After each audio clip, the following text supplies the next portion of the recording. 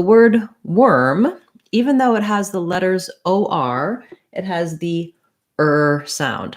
So the vowel can be spelled many ways, right? We can spell that with IR like bird, with UR like turn, with ER like her, and with OR like word, work, worm, etc. And we even can spell that with AR. I can't, like in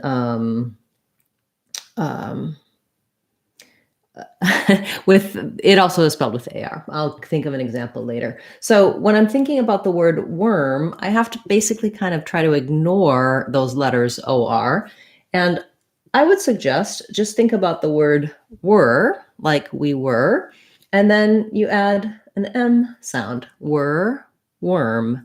Now, that might not be super easy for you if the American R gives you trouble. For that, I would suggest look at my American R playlist and videos for R, or check out my Sounds of English course that walks you through every detail you need for being able to say American R, how it's spelled, where it shows up. That Sounds of English course covers all of the sounds, vowel sounds and consonant sounds of American English.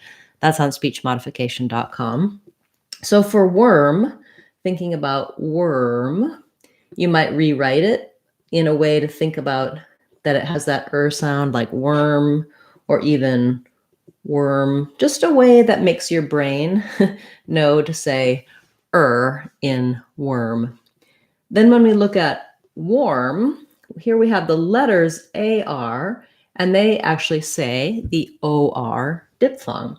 And so this one looks like OR, and this is one that sounds like OR, worm.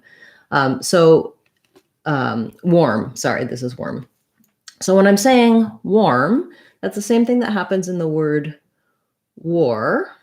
The AR says OR. So I can think about the word war like we wore it.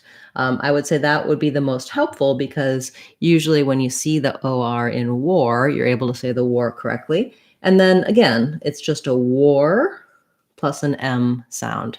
So you might rewrite it this way, warm, or you might just think about the word war, because if you see this, you're going to think worm, which is going to confuse you. So that's part of the problem where the IPA doesn't help quite as much for the word warm or the word war. I think learning both war and warm at the same time is helpful because they have the same pattern. They both have the OR sound.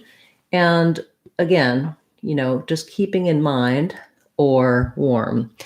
Another technique you can use to remember these, to make sure that you're pronouncing them correctly, is to pair another word with them. So anytime you have two words where the spelling isn't that clear or there's only one sound different between them, having an unrelated word can be very helpful. So for worm, I might think, for example, there were worms. There were worms, or maybe even her worms, because that will help you match that sound. Her, you probably don't have as much problem with remembering that that's an sound, whereas worms, of course, with that spelling might give you more of a problem. And then for warm, maybe